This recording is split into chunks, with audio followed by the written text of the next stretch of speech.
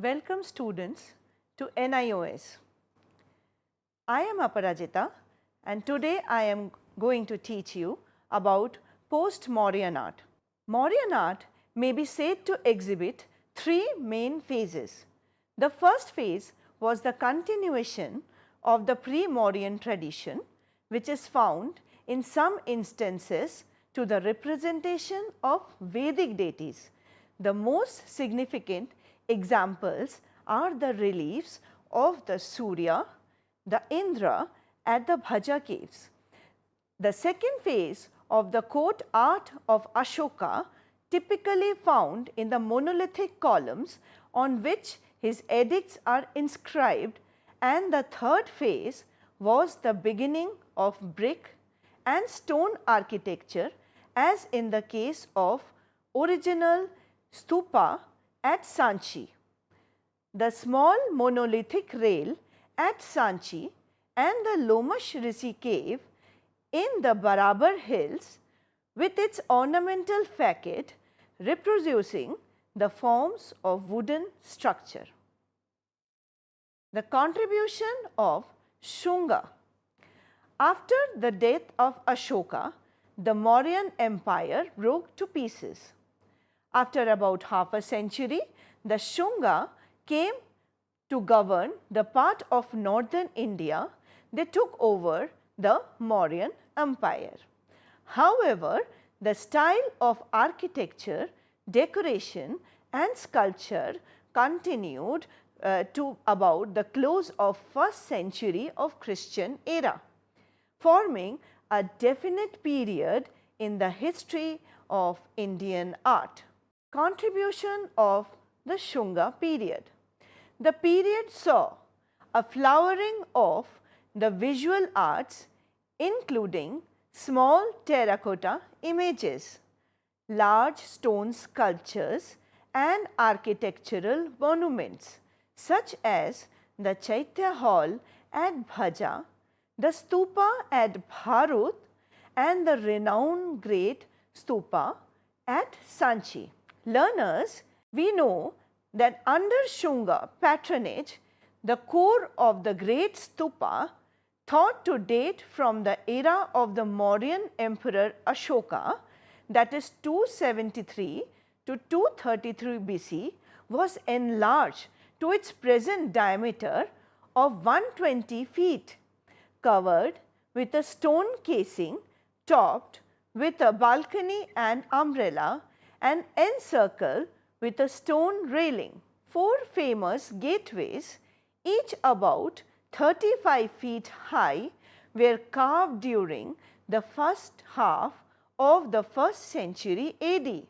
Decorated with images of auspicious fertility spirits known as Yakshas and Yakshis, the gateways also feature narratives depicting moments from the past lives of the final existence of Siddhartha Gautama, the founder of Buddhism. Motifs such as wheels, thrones and footprints are used under the patronage of the Indo-Greek, Indo-Scythian and Kushan kings. Now emerged a distinct style of sculpture, popularly known as Greco-Roman, Buddhist or Gandhara art and Mathura art, to symbolize the Buddha, who is not represented in human form until later.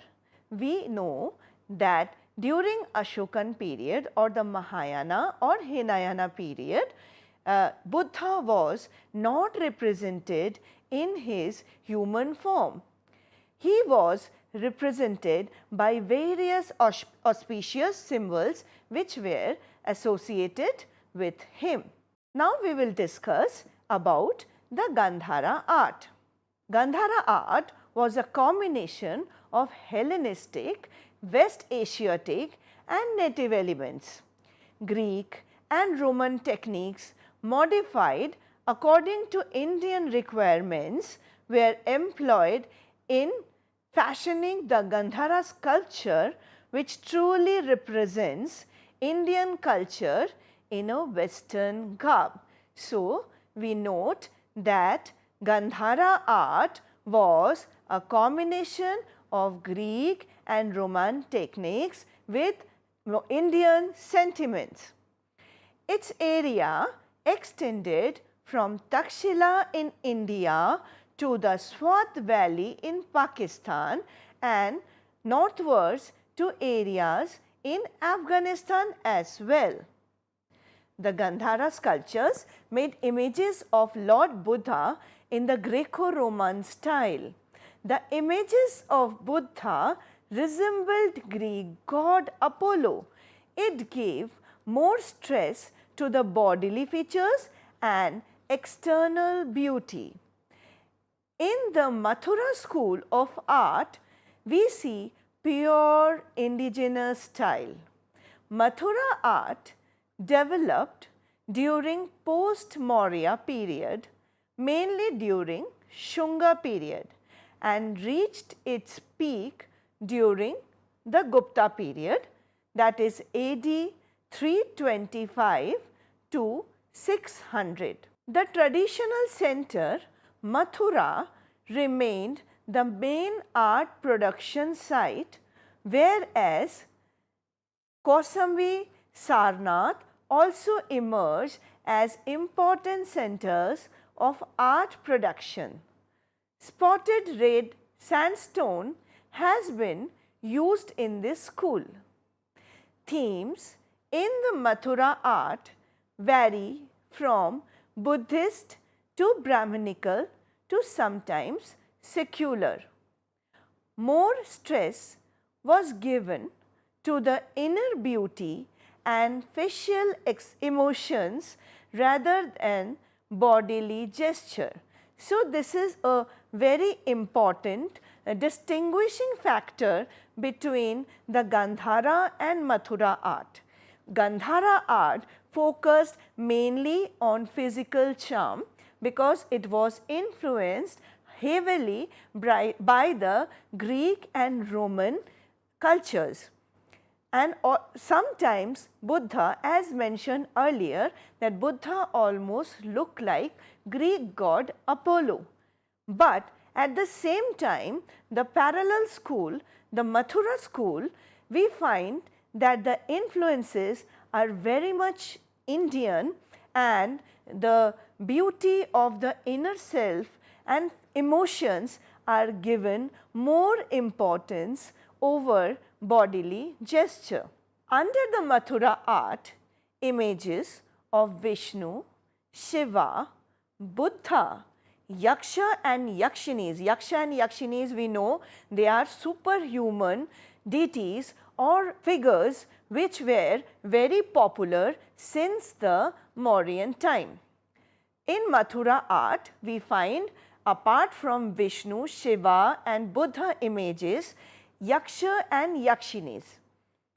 Shaivite and Vaishnavite deities were also found. Shaivite means the deities related to Shiva cult and Vaishnavite means the deities related to Vishnu. In these sculptures, Buddha was depicted as human and the main theme was Buddha and Bodhisattvas. Both sitting and standing posture of Buddha statues were carved out in Mathura school. The art of Mathura also featured some sexual imagery. The characteristic of the idol of Buddha are Buddha sitting under a Bodhi tree. Bodhi tree, as we all know, is the tree under which Buddha attained his enlightenment. So, Buddha sitting under a Bodhi tree is very popular figure or sculpture in Mauryan art. Buddha has the posture of Abhaya Mudra. His right hand is in Abhaya posture.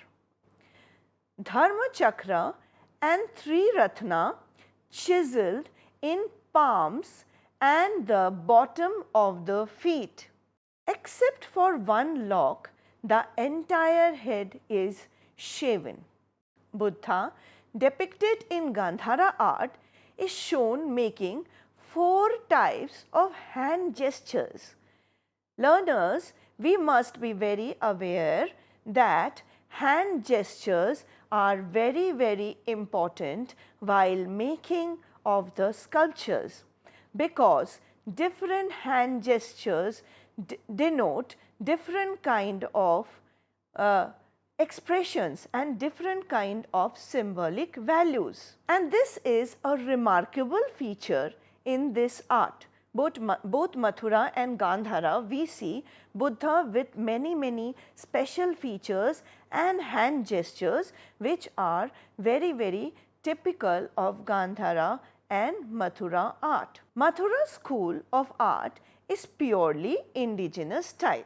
Learners, we have already discussed this, that Mathura school of art shows totally indigenous characteristics. That means it is totally Indian in its character. Mathura art developed during post-Mauryan period, mainly during the Shunga period, and reached its peak during the Gupta period. So, Mathura art also has a long duration, whereas Gandhara art is mainly say about 1st century AD, we find the blossoming of Gandhara art. The traditional center, Mathura, remained the main art production site, whereas Sarnath and Kausambi also emerge as important centers of art production. Spotted red sandstones has been used in these schools. Themes in the Mathura art vary from Buddhist to Brahmanical to sometimes secular. More stress was given to the inner beauty and facial emotion rather than bodily gesture. Under Mathura art, images of Vishnu, Shiva, Yaksha, Yakshinis, Shaivite and Vaishnavite deities were found. In the sculptures, Buddha was depicted as human and the main theme was Buddha and Bodhisattvas, both sitting and standing posture. Now we will come to Amaravati school of art. The Amaravati school of art, mainly Amaravati in South India, southern part of India, it developed. School of art evolved during Satvahana period. The school of art developed at Amaravati on the banks of Krishna river in modern Andhra Pradesh. The school of art had great influence on art in Sri Lanka and Southeast Asia, as products from here were carried to those countries. During those time also, trade was very popular between India and its neighbors, and many of those images and styles were carried from one country to another, which is evident in the influences the art and architecture of this period reflect. It is completely indigenous in nature. Amaravati art is very indigenous. Again, like the Mathura school we had mentioned earlier, Amaravati art is very Indian in its nature. Lord Buddha is depicted in the form of swastika mark. Swastika mark, as we all must be knowing, is a very auspicious mark of Hindus, which is even used today. This has been carved out on the cushion seat over a throne that is situated under the Bodhi tree. They used white sandstone to construct the images. At a later stage, the Amaravati school depicted Buddha in the human form. The figures of Amaravati have slim features and are represented in difficult poses and curves.